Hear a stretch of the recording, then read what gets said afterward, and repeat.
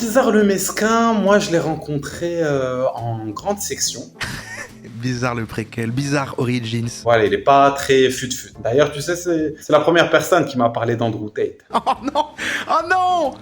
C'est Bizarre le Mesquin! Oh non, Bizarre le Mesquin qui déçoit! Bizarre le Mascu! Bizarre le Mascu depuis le début en fait! Bonjour ou bonsoir à toutes celles et ceux qui nous regardent en replay. Si vous voulez un jour rejoindre la team live, vous êtes les bienvenus tous les mardis, jeudis et dimanches soirs dès 21h. Bonne rediffusion. Nous entrons, ni plus ni moins, mesdames et messieurs, ni plus ni moins, dans des nouvelles aventures de Bizarre le Mesquin. Je vais quand même resituer évidemment pour les gens qui sont pas là d'habitude. Il y a quand même eu 2 replays avec le même perso. C'est des rêves qui apparaissent dans d'autres replays, etc. Voilà. Vous avez sûrement la rêve de loin, au moins le nom Bizarre le Mesquin qui est quelque part. Voilà, vous l'avez quoi. Un jour, on est tombé sur une vidéo de ce gars-là, qui n'est pas Bizarre le Mesquin, mais qui est un pote de Bizarre le Mesquin. Il s'appelle Nuit. C'est un pote à Bizarre le Mesquin. Dans la toute première vidéo, il disait juste au début très rapidement, oui, voilà, avec mon pote Bizarre le Mesquin, voilà. Et en fait, on avait bloqué sur le pseudo en disant, c'est le meilleur pseudo d'internet, c'est incroyable. Et ensuite, on a regardé ça, il faisait son anecdote où il avait pris de la datura et qu'il avait volé une casquette, on avait ri, etc. Voilà, marrant. Il était tombé lui-même, celui qui raconte l'histoire, là, donc Nuit, sur cette vidéo. Et il avait conseillé d'autres vidéos où il raconte des histoires. On en avait regardé une. Il est là, Nuit. Nuit était là. Oui, je suis là, je ne suis pas Bizarre le Mesquin, arrêtez de me confondre avec lui. C'est ça, les gens, voilà, comme c'est le pseudo qui marque et que c'est ton visage qu'on voit, souvent les gens mélangent les deux. Bon, ça c'est internet, tu vois, parfois. Et donc c'est devenu un peu un même Bizarre le Mesquin. Il y a le côté que après, du coup, les gens disent le nom, voilà. Il y a apparemment une chaîne Twitch, c'est ça, on m'a envoyé aussi, qui diffuse des vieilles séries et qui s'appelle Bizarre le Mesquin TV. Donc c'est un délire. Mais toi, Nuit, qui est là dans le chat, ça va être compliqué à suivre pour les gens qui n'ont pas suivi depuis le début. Tu as carrément apparemment refait une série d'anecdotes exprès parce qu'on l'a réclamé en disant, ah, raconte d'autres anecdotes, il y en a plus d'autres sur ta chaîne, faut que tu racontes d'autres anecdotes. Et donc t'as fait une vidéo exprès pour nous. Nuit, qui est devenu maintenant un personnage qu'on aime bien, va nous raconter des histoires avec un focus, d'après ce que j'ai compris, Nuit, sur en plus Bizarre le Mesquin qui est notre héros. Donc pour moi c'est vraiment un travail de commande que tu nous as fait là et j'espère que tout le monde va apprécier ce moment. Salut tout le monde, c'est Nuit et on se retrouve aujourd'hui dans une nouvelle vidéo. Voilà, j'ai dit où avant pour cibler l'endroit là où on est, qui est la vidéo. Qu'est-ce que t'as à tes yeux? T'as mis un fil sur tes yeux? Et du coup, aujourd'hui, de quoi allons-nous parler? Je vais juste raconter des anecdotes et des aventures qui me sont arrivées dans ma vie, qui sont pas forcément toutes liées à une prise de substance. Et voilà, de base, je comptais pas forcément faire un truc comme ça, mais il y a un gars qui s'appelle vraiment il s'appelle comme ça, les gens ils l'appellent Roro ou un truc comme ça, mais j'ai pas compris, j'ai pas forcément compris. C'est le genre de gars, pour dire qu'il fume de touchy ou de la weed, il dit le chanvre commun. C'est un genre de toxico qui s'assume pas. Hein. C'est pas vrai, j'ai arrêté, Nuit, j'ai arrêté. Non, mais c'est un rapport avec le truc, le Suisse là, Rapa. C'est ça le chanvre commun. Monsieur, vous m'appelez le tox. Oh, y a tout. Un genre de toxico qui s'assume pas. Hein. Monsieur, vous m'appelez le tox.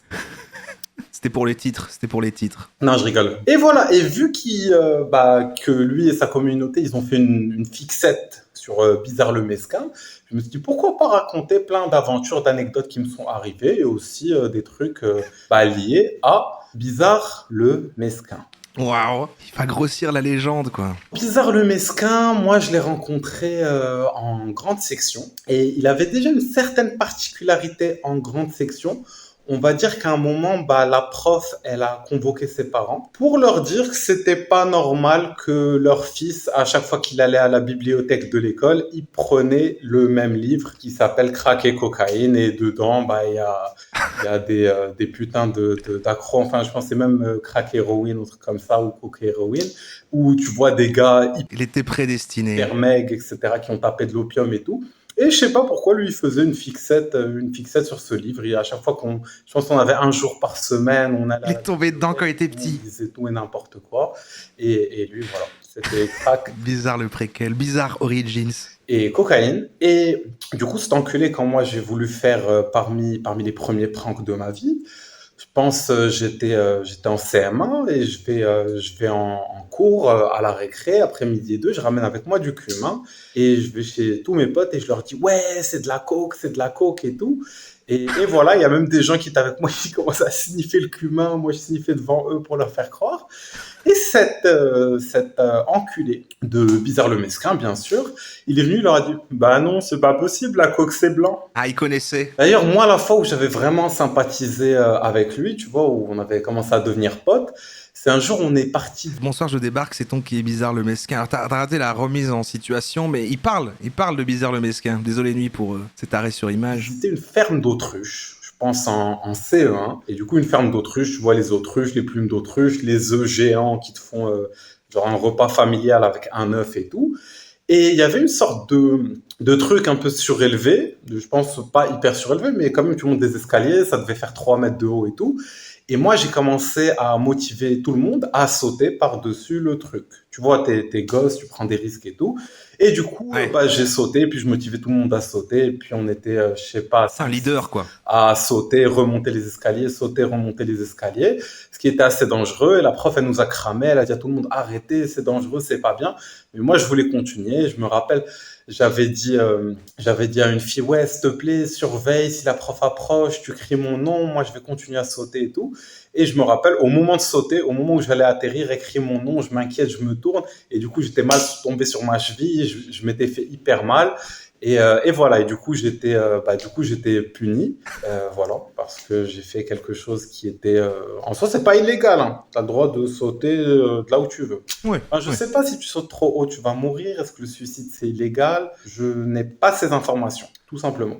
Et du coup, bah j'étais avec les punis et lui il était, enfin les punis, les blessés, je sais pas. Et du coup on était posés les deux rejetés de la société, en train de parler de nos mésaventures. Voilà. Mais moi, voilà, quand j'étais jeune, j'aimais bien, je pense que j'ai commencé les pranks très jeune, je pense, quand j'étais, je pense, en CE2, CM1, Petit pranker. je prenais des graines que je récupérais dans un arbre. Ça, j'aime bien parce qu'en fait, c'est pas chapitré. T'es parti d'une histoire et ton histoire fait penser ensuite à une autre et t'as fait un tunnel comme ça, c'est incroyable. Et puis, je sais pas, je les mettais dans du PQ mouillé, je les enroulais, je sais pas quoi. Et j'allais chez mes potes et je leur disais, ouais, c'est des œufs de Laissez-vous porter, dinosaures, laissez-vous et porter. si vous les mettez dans la terre, il y a un dinosaure qui va sortir. Et à cet âge-là, vu que tout le monde est crédule, bah, il y en a qui y croyaient. Ce qui est drôle, c'est qu'il y a deux potes à moi, leurs parents, ils ont trouvé ça tellement, genre, drôle, enfantin, qu'ils ont laissé leur gosse croire qu'il y avait vraiment un œuf de dinosaure. Oh, mais c'est des pranks mignons parce que tu fais rêver, quoi, en fait. C'est comme le prank des parents de dire il y a le Père Noël. Non, bah, c'est pas un prank, ça, c'est réel. Mais j'étais aussi un petit connard. Je me rappelle mon petit frère, des fois, je voulais juste le faire chier sans raison. Je me mordais hyper fort. J'allais chez ma mère avec la trace de la morsure et je disais que c'était lui. Ça marchait au début, mais vu que ma mère était dentiste, bah ça marchait pas parce qu'elle reconnaissait la forme de nos dents. Pas de chance, hein. Après, quand je suis arrivé en sixième, j'ai commencé à faire un prank et je pense que Bizarre le Mesquin était tombé dans ce prank. Ah oui, putain, il est là, il est revenu. C'est fou parce que la première fois que t'as dit le mot, c'était dans la toute première vidéo, puis tu l'as plus jamais dit. T'entendre redire Bizarre le Mesquin et c'est dingue. Et que tout est parti là, c'est pour ça que j'aime Internet à moi. Vous devez aller me ramener la biographie de je sais pas quel auteur inconnu et tout. Et en général, tout le monde allait gratter sur Wikipédia. Et qu'est-ce que je faisais moi dès que je rentrais chez moi, avant que tout le monde se connecte sur Wikipédia, je partais et je modifiais la page Wikipédia et j'écrivais du n'importe quoi qui a l'air crédible. Et vu que bah, c'est des auteurs pas trop connus, Wikipédia, tu modifies un truc pas trop connu, ça reste un bon moment. Et du coup, voilà, bah, la prof, quand elle interrogeait quelqu'un, bah, le gars, il était là, il commençait à dire n'importe quoi. Un autre prank que j'ai fait du même genre, je me rappelle. Ok, là c'est ton palmarès de prank. Prof de français qui était absente pendant la semaine avant les vacances et tout. Ah mais là c'est du fan service de fou, ouais, ça c'est c'est pour nous, c'est une commande, hein, comme j'ai dit. J'ai oublié de te créditer au début quand même Nuit, parce que j'ai expliqué tout le contexte de quand on a découvert, mais c'est vrai, donc ta chaîne Nuit quand même, t'as fait l'anecdote pour nous et c'est des trucs, c'est plus des contenus hors série. À la base, c'est pas ça ta chaîne quoi, c'est plus... Comment tu décrirais vraiment? Parce qu'en plus, je sais pas si t'as vu, mais au dernier live, fin de soirée, on a regardé un reportage sur les thérapies psychédéliques. En tout cas, tu parles de psychédéliques. Vers les derniers jours, on se disait putain, on n'aura pas de devoir de français toutes les vacances, c'est trop bien et tout. Et le dernier jour, il y a des surveillants qui nous ont dit ouais, venez quand même en cours, vous savez pas si elle allait être là le dernier jour. Et je me rappelle que personne n'est venu. Ah, t'as vu en replay? Sauf moi. Et je m'étais senti hyper con parce que j'étais venu à l'école juste pour ça, alors que j'aurais pu prendre mes vacances, genre à midi et tout. Genre, Putain, mais en fait, au lieu que t'aies fait cette vidéo, ce qu'il aurait fallu, t'aurais dû les raconter carrément en vocal, en fait. Non, mais ça aurait pas été la même énergie, je sais bien, c'est plus... bah, qu'est-ce que j'ai fait? Quand je suis rentré, j'ai envoyé un message sur le groupe de la classe et j'ai dit, ouais, la surveillante, elle est venue vers moi, elle m'a dit, où est-ce qu'il est le délégué? Je leur ai dit, je pense qu'il y a personne qui est venu, il y a que moi. Et tout ça, c'est faux, bien sûr, j'ai inventé.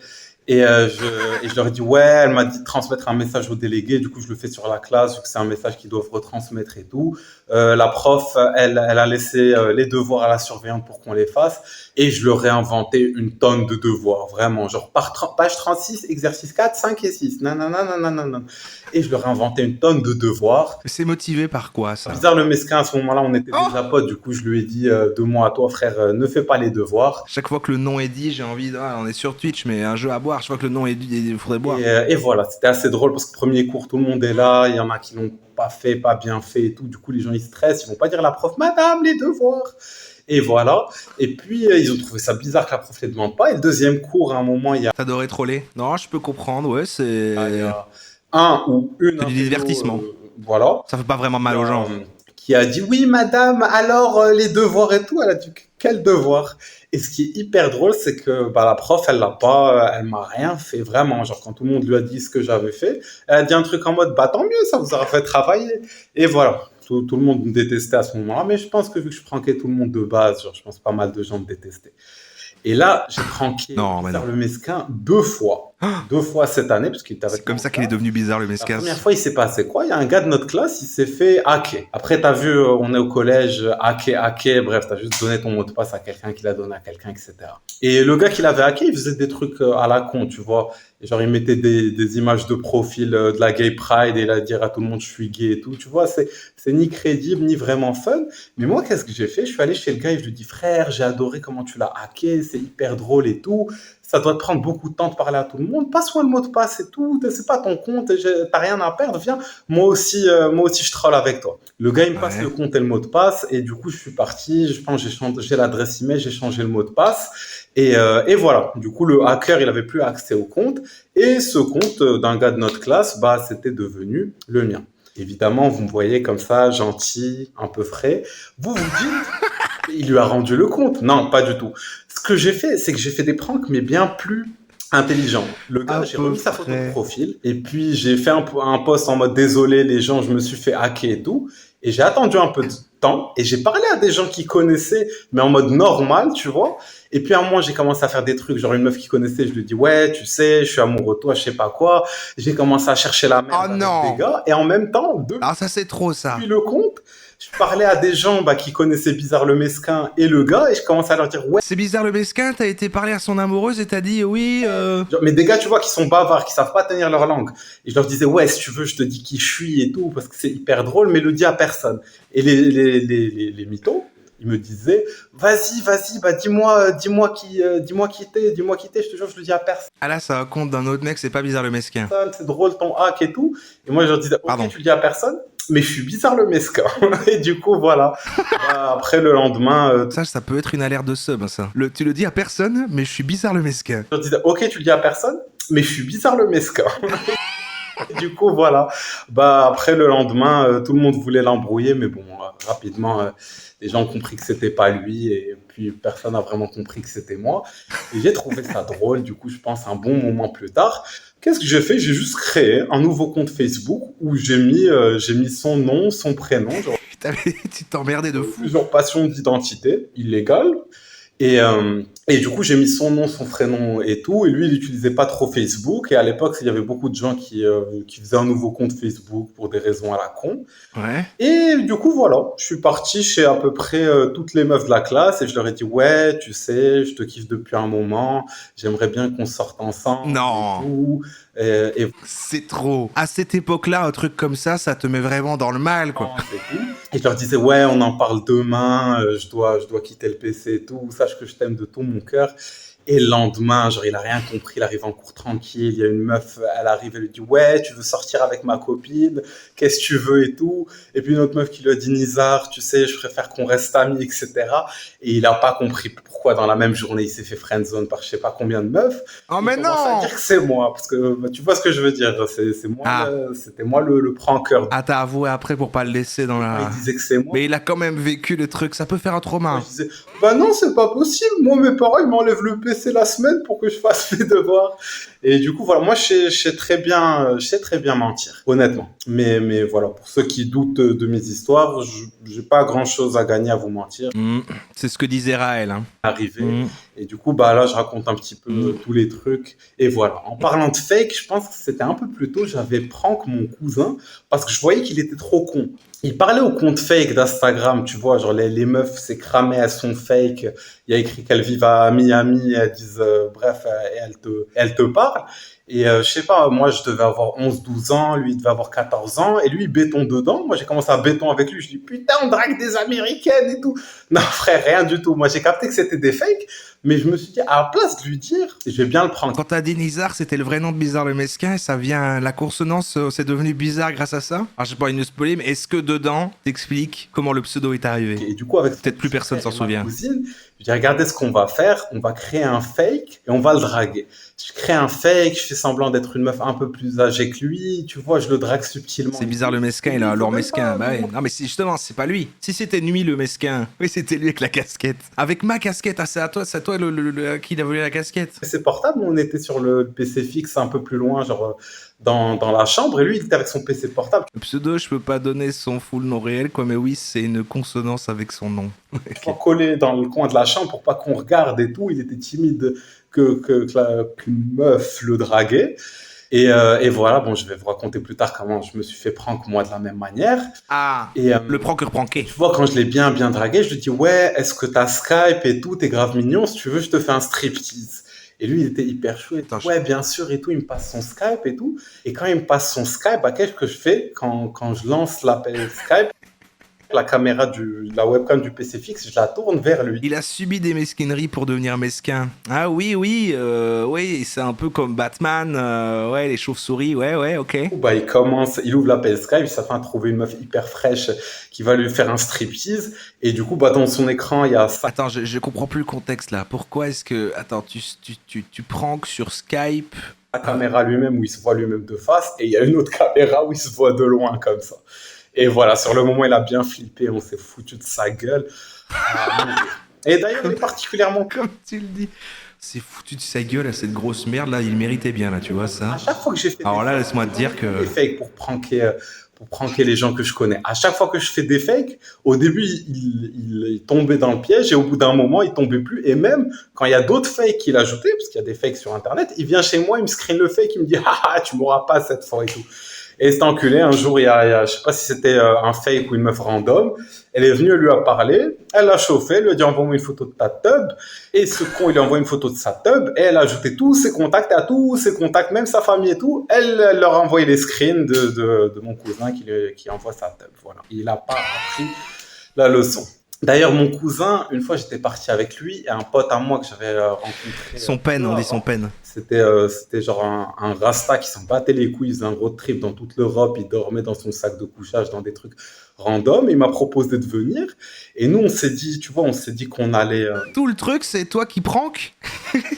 C'est pas avant, tu devrais dire comment j'ai pranké Bizarre le Mesquin et d'autres gens. Le rasta, lui...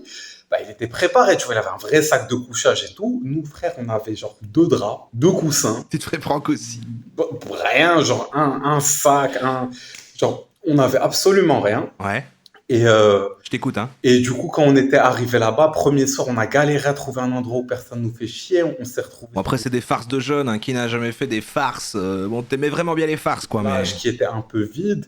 Et je me rappelle, voilà, genre moi à ce moment-là, j'étais un peu au bout de ma vie, j'essayais d'arrêter mon addiction au tramadol et au kratom, j'étais en sevrage. Oh, t'as dit des noms de drogue que je connais même pas, c'est quoi? J'étais vraiment pas content à ce moment-là. C'est quoi du kratom, du kratom? Kratom, j'étais en sevrage. Kratom, c'est quoi le kratom? Des opiacés genre codéine? Arrêter mon addiction au tramadol et au kratom. Tramadol, ah ouais, je crois que j'ai déjà entendu. C'est ce que tu prends pour arrêter l'héros, c'est pas ça? J'étais vraiment pas content à ce moment-là. Et je me rappelle, on s'était endormi Tu démarres par là, tramadol, un médoc en passé, Kiro accro. comme ça Ouais. sur le drap au milieu de la plage. À un moment, À l'américaine. par un bruit. Et c'est quoi? Et c'est un bulldozer, enfin un bulldozer. Vous voyez les trucs qui ronds comme ça, les machines qui vont peut-être lisser le sable. Je sais pas ce qu'elles font. Franchement, je sais pas ce qu'elles font ces machines. Et je la vois, elle vient vers nous, tu vois. Et moi, je les réveille en flip total et tout. Au final, bon, hein, je pense. Ah, donc c'est un médoc qu'on peut avoir sous ordonnance, mais que tu peux avoir pour une raison. Ouais, j'ai déjà entendu des cas de pas spécialement ça, mais des gens qui se blessent quelque part, puis du coup ils ont un puissant antidouleur de certains types pour ça, et après ils savent pas l'arrêter, ils le continuent. Je vois le délire. Elle allait pas nous écraser ou quoi. Mais moi, j'étais totalement en flip. Tu vois, tu te réveilles comme ça, il y a un truc qui va t'écraser. Genre, vraiment, c'est rouleau compresseur, en fait. Genre, vous allez me voir en putain de scan, en putain de PDF. Et voilà, et je me rappelle, le lendemain, on était au bout de notre vie, on avait mal dormi. Je pense qu'on s'était posé un café qui n'avait pas encore ouvert. Le Rasta, il a dit, putain, c'est ouvert, on peut piquer des Fanta. On était là, on buvait du Fanta le matin, on était au bout de notre vie. Et taré, quoi. on est parti, on s'est endormi devant la plage, on avait laissé Des Fanta le nos matin. affaires au café. Quand on repart au café, il n'y a plus de nos affaires. Et du coup, on flippe et tout. Et puis, je pense qu'on a demandé au gars du café, il a dit, écoutez, je savais pas que c'était à vous, je pensais que c'était des gens qui ont laissé traîner ça. On l'a jeté à la poubelle. Du coup, on est parti récupérer à la poubelle nos affaires, qui étaient du coup dans des sacs poubelles. Et vu qu'on n'avait pas vraiment de sacs, bah, ça nous arrangeait. On a fait tout le voyage en se trimballant. Pardon, je t'interromps 2 secondes, nuit. On s'informe sur à faible dose, le kratom a des effets stimulants et employé pour combattre la fatigue au cours de longues heures de travail à forte dose. Il peut toutefois avoir des effets sédatifs narcotiques. Ok. Non, mais je connais pas trop, moi, les détournements de médocs existants à usage machin. C'est vrai que. Avec, en se trimballant avec des sacs poubelles. Voilà. Et après, parmi les aventures, à un moment, on était parti à Badalona, qui est genre une fake Barcelone et tout. Eux, ils voulaient absolument draguer des meufs, alors que moi, j'étais en sevrage, je m'en battais les couilles. Et à un moment, Sevrage de meuf. moi, Thomas, ça matchait bien avec une meuf. Du coup, il était avec la meuf. Nous, on était parti avec sa pote pour aller genre dans une boîte et tout. J'avoue, comme on a parlé d'autre chose, j'ai perdu le fil, mais là, j'ai vraiment trop l'impression qu'on est posé, qu'on est là, fumer un peu de chanvre commun et tu racontes une Je anecdote. recale les Arabes ici. On s'est dit, ok, mon cousin était en mode, t'inquiète, je vais parler au videur et tout. Et quand on arrive devant le videur, le gars, c'est pas il nous vire nous, c'est dit, vous et tous les gens derrière, barrez-vous, tu vois.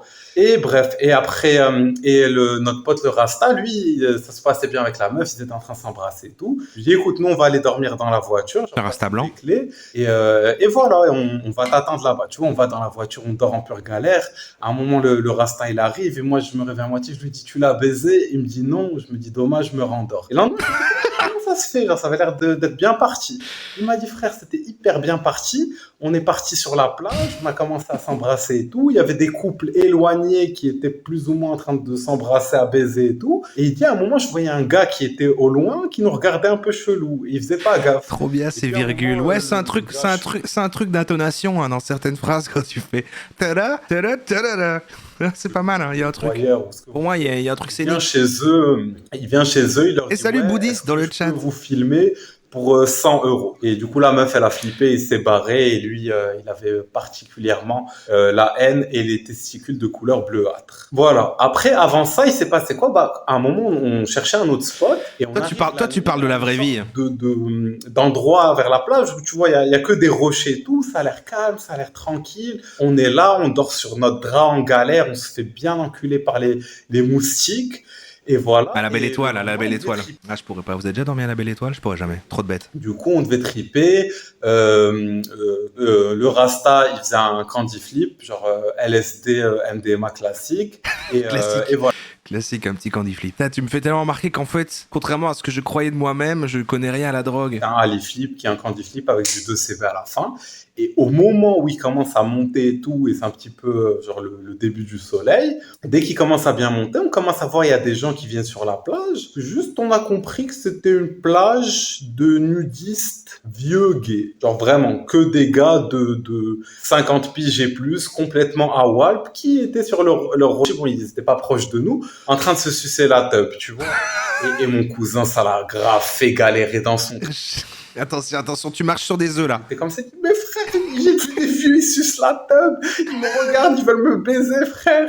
Et moi, je lui dis, écoute, t'inquiète, moi, je suis sobre, je vous gère, il n'y a pas de souci, personne va te baiser. Personne va te baiser, frère. Et voilà, après toutes ces galères, je me rappelle, on était rentrés. Moi, pendant tout le voyage, j'avais pris à peine ce qu'il me fallait à fumer comme chanvre commun. Allez! Justement, j'avais galéré, j'en avais Ah, il est fort! Il vient de me rappeler. J'étais dedans, j'oubliais que la vidéo, en fait, il y avait du contexte. Et mon cousin qui fume pas d'habitude, enfin il était fumeur à un moment mais il fumait pas. Au bout d'un moment, il me voyait me fumer, il me disait fais-moi fumer, fais-moi fumer. Et du coup, quand on est arrivé, je voulais lui rendre l'appareil de m'avoir fait galérer et de m'être retrouvé dans la hesse.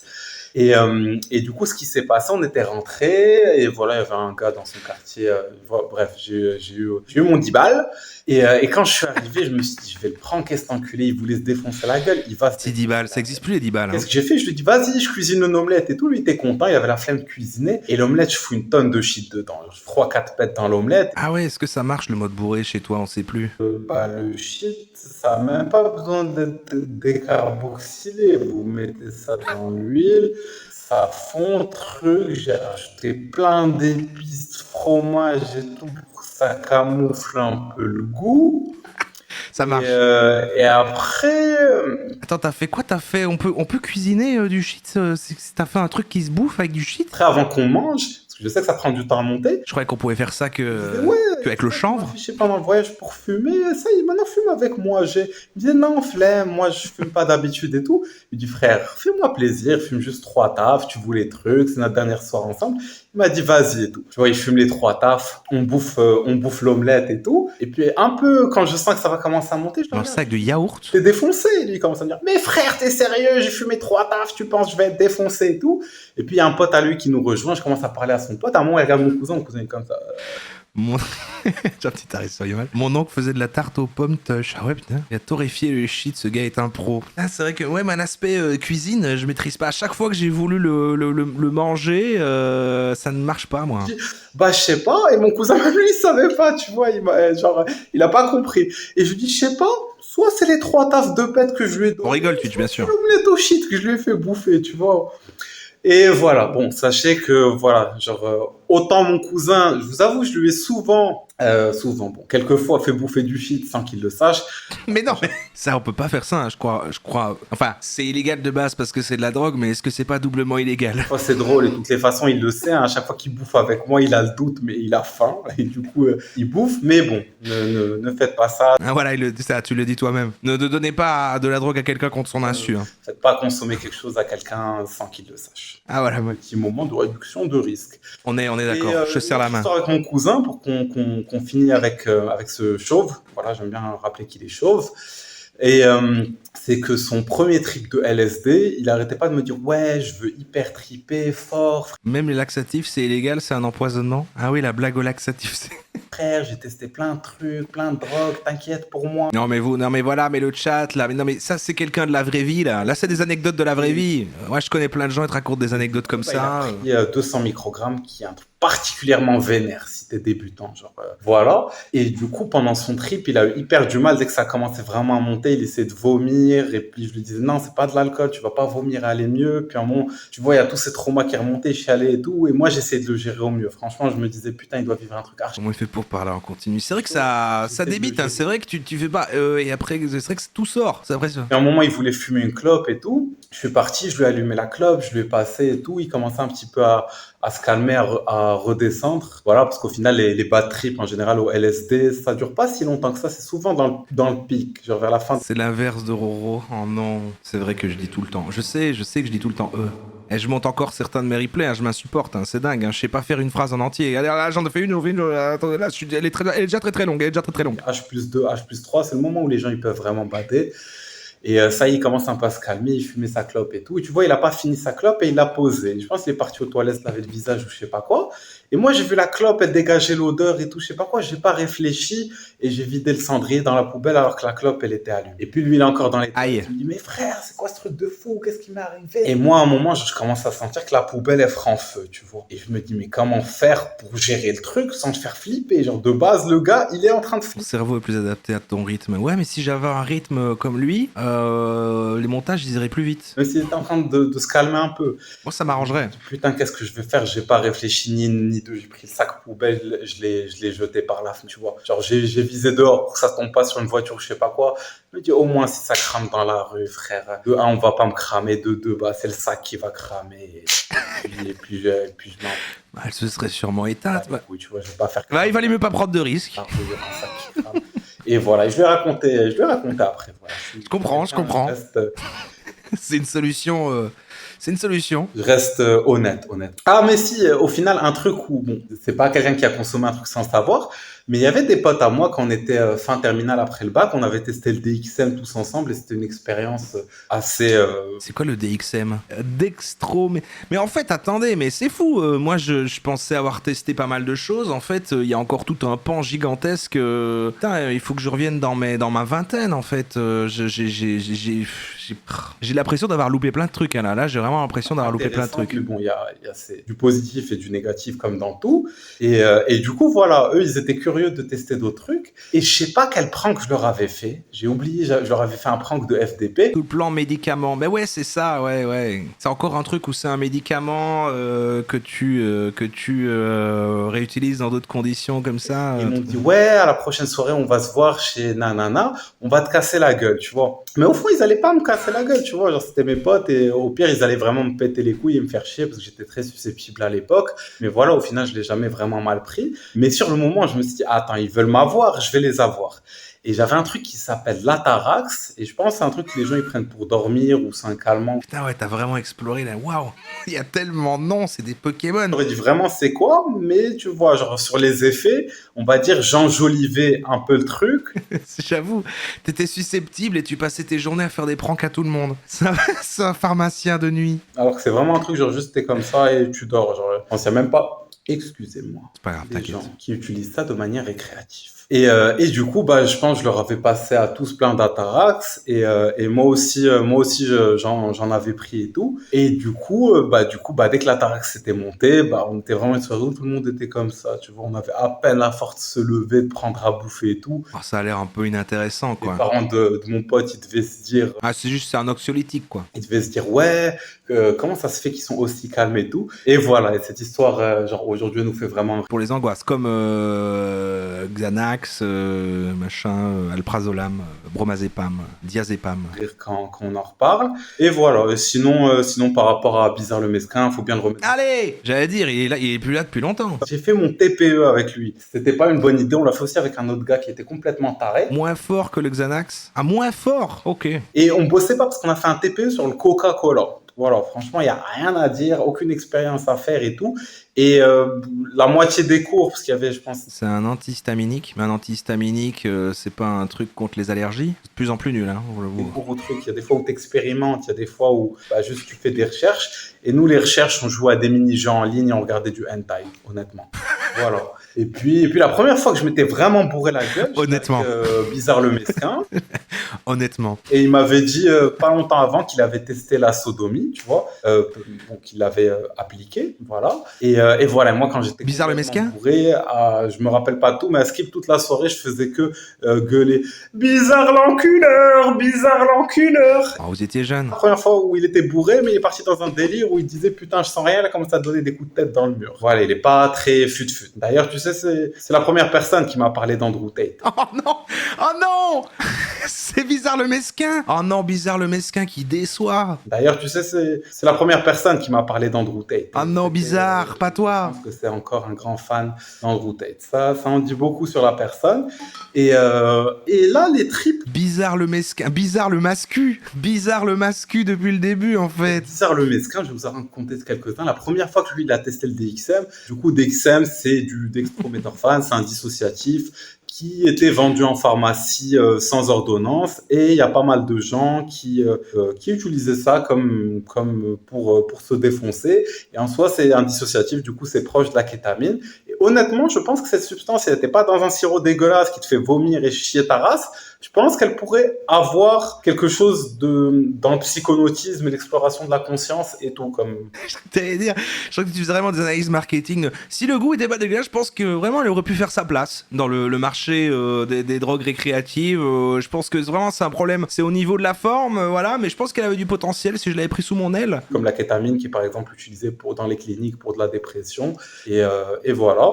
Mais sinon, c'est un sirop dégueulasse qui donne la chiasse et tout. Et cet enculé, quand c'est monté, déjà au début, je faisais le mec en mode ça allait pas monter. Je confirme, ça fait vomir et chier ça. Vous avez testé trop de trucs bizarres, quoi. Je pensais déjà que j'avais eu un début de vingtaine. Après, moi, c'est vrai que ça a toujours été chanvre commun, quoi. C'est au centre de tout. Un ventilateur déplaçable et tout. Il s'est mis dans le canapé devant le ventilateur, je sais pas pourquoi. Et du coup, moi, je l'avais laissé là-bas. Je pensais qu'il était en introspection, qu'il voyageait et tout. Je m'étais posé avec mes autres potes et tout. Puis à un moment, je reviens et je vais chez lui. Je lui dis ça va. Il me dit mec, je meurs de froid. Je me dis enculé, on en était. Pourquoi tu t'es mis devant le ventilateur? C'est toi qui cherches le froid et tout. Et à Skip, à un moment, il voulait aller aux toilettes et il n'arrivait pas à se lever pour aller aux toilettes.